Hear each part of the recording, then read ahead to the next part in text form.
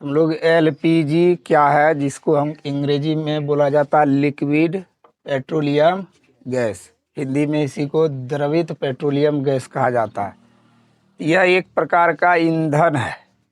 हम लिखे हैं एलपीजी एक पेट्रोलियम गैस है, पेट्रोलियम से प्राप्त होती है, जिसमें ब्यूटेन C4H10 इसका अनुसूत्र है, प्रोपेन C3H8 और एथेन C2H6 ये सभी कार्बनिक यौगिक का मिश्रण है। और इसका मुख्य अवयव ब्यूटेन है। मतलब इसमें तो मिला तो सब है, ब्यूटेन भी मिला है, प्रोपेन भी मिला, एथेन भी मिला है, लेकिन इसमें सबसे ज़्यादा मात्रा में किसकी संख्या है?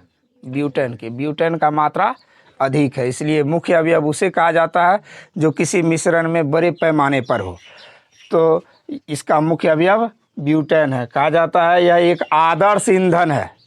आदर्श ईंधन उसे कहा जाता है जिसमें कि दहन करने पर या उपयोग करने पर जो प्रदूषित नहीं करता है वातावरण को। तो हम लोग घरों में सिलेंडर यूज करते हैं, धुआं निकलता है क्या खाना बनाने में? नहीं। और लकड़ी पर बनाते हैं तो पूरा घर काला हो जाता है। तो कहने का मतलब है यह एक प्रकार का आदर्श ईंधन है, इससे वातावरण ज़्यादा प्रभावित नहीं के बराबर होता है। जब पेट्रोलियम गैस के दाब को बढ़ाकर या पेट्रोलियम गैस को उच्च दाब पर बढ़ाना, मतलब उच्च करना, जब पेट्रोलियम गैस के दाब को बढ़ाकर इसको द्रवित करके सिलेंडर में भरा जाता है तो यही एलपीजी कहलाता है। कहने का मतलब है पेट्रोलियम गैस को जब उच्च दाब पर द्रवित करके सिलेंडरों में गैस को भर दिया जाता है तो पेट्रोलियम गैस ही एलपीजी गैस कहलाता है। इसमें नाम में ही लिखा हुआ है पीजी, पी से मतलब पेट्रोलियम, जी से गैस। तो पेट्रोलियम गैस ही लिक्विड पेट्रोलियम गैस कहलाता है। लेकिन कब? जब पेट्रोलियम गैस को उच्च दाब पर परिणत करके द्रवित रूप में गैस में सिलेंडर में भर लिया जाता है तो यह क्या कहलाता है? एलपीजी कहलाता है। तो एलपीजी किस किस अवयवों से मिलकर बना है? ब्यूटेन, प्रोपेन और एथेन। इसका मुख्य घटक क्या है? ब्यूटेन है।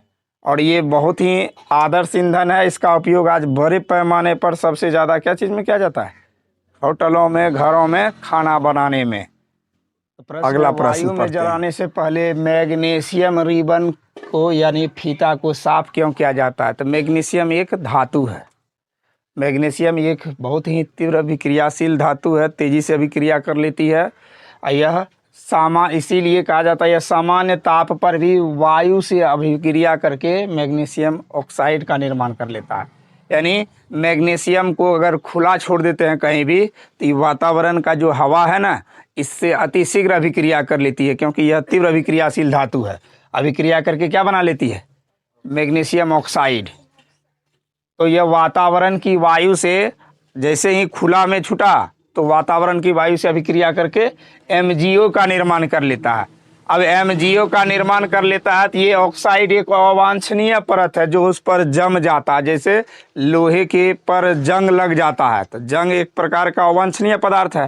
तो मैग्नीशियम ऑक्साइड का जब परत बन जाता है मैग्नीशियम रिबन पर तो यह वायु में जलना संभव नहीं, क्योंकि ऑक्साइड कहा जाता है मैग्नीशियम को हवा के संपर्क में, ऑक्सीजन के संपर्क में जाने ही नहीं देता है। इसलिए ऐसी स्थिति में वायु में जलाने से पहले इसको सरेस पत्र से जब रगड़ कर साफ कर दिया जाता है तो मैग्नीशियम ऑक्साइड का परत हट जाता है।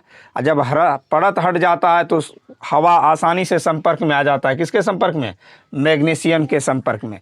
और जब मैग्नीशियम के संपर्क में ऑक्सीजन आता है तो फिर दहन क्या हो जाता है? उसका संभव हो जाता है, अर्थात जलना तय हो जाता है। पिछले दिन हम बताए भी थे कि दहन का पोषक तत्व ऑक्सीजन है। जहाँ ऑक्सीजन का अभाव रहेगा वहाँ दहन संभव नहीं होगा। इसका मतलब यहाँ है कि मैग्नीशियम के फीते को जलाने के लिए, मैग्नीशियम ऑक्साइड के परत को हटाने के लिए क्या किया जाता है? रगड़ कर सरेस पत्र से उसे साफ किया जाता है। तो याद रहेगा, यह इम्पोर्टेंट प्रश्न है, याद रखना है। मैग्नीशियम एक सामान्य धातु है जिसे खुले में छोड़ देने पर ऑक्सीजन से यानी हवा से अभिक्रिया करके मैग्नीशियम ऑक्साइड का निर्माण कर लेता है। इसीलिए वायु में जलाने से पहले इसके ऑक्साइड वाले परत को रगड़ कर सरेस पथ से हटा दिया जाता है, उसके बाद आग लगाया जाता है तो आसानी से इसका दहन संभव हो जाता है। महत्वपूर्ण प्रश्न है कि जब लोहे के कील को कॉपर सल्फेट के विलयन में डुबोया जाता है तो विलयन का रंग बदल जाता है। जिसका एक डिफिनेशन में हम लोग विस्थापन अभिक्रिया में भी पढ़े थे, एकल विस्थापन अभिक्रिया में।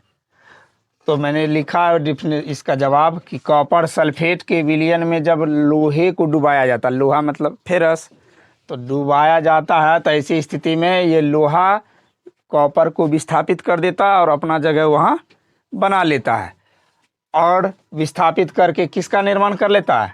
फेरस सल्फेट का निर्माण कर लेता है, जिसके कारण कॉपर सल्फेट का जो गहरा नीला रंग था या बदल करके किस में परिणत हो जाता है? हल्के हरे रंग में। तो हम लोग पहले भी एकल विस्थापन अभिक्रिया में इस रिएक्शन को पढ़े भी हैं। इसमें CuSO4 का यह विलयन है, कॉपर सल्फेट का विलयन है, लोहा इसमें डाला गया या लोहे की कील डाला गया, तो फेरस अपना जो जगह ग्रहण किया, जहाँ जगह ग्रहण किया उसको विस्थापित कर दिया। जगह ग्रहण किया किसका? कॉपर का, और कॉपर को निकाल दिया इस विलयन से, अलग कर दिया। तो हम लोग एकल विस्थापन में यही पढ़े भी हैं कि जब कोई तत्व अपना स्थान बना लेता है, दूसरे को उसके विलयन से निकाल देता है, तो विस्थापन अभिक्रिया कहलाता है। और यह एक प्रकार का कैसा अभिक्रिया का उदाहरण है? एकल विस्थापन अभिक्रिया के भी उदाहरण है। तो कॉपर सल्फेट का रंग कैसा था? गहरा नीला। पूछा जाता है वस्तुनिष्ठ में कॉपर सल्फेट विलयन किस रंग के होते हैं, तो हमें याद रखना है नीला रंग, ठीक है। प्रतीक में रहेगा गहरा, ठीक है, याद रखना, नहीं तो नीला। उसके बाद फेरस में इसमें जब डाला जाता है तो कैसा बदल जाता है? हरा। यानी फेरस सल्फेट का रंग कैसा हो गया? हरा। तो यह किस प्रकार की अभिक्रिया है? यह एक एकल विस्थापन अभिक्रिया। कैसी अभिक्रिया है? तो हम यह भी कह सकते हैं कि विस्थापन अभिक्रिया के कारण, यानी कॉपर सल्फेट में जब लोहे की कील डाला जाता है तो एकल विस्थापन अभिक्रिया के कारण क्या हो जाता है? इसका रंग बदल जाता है।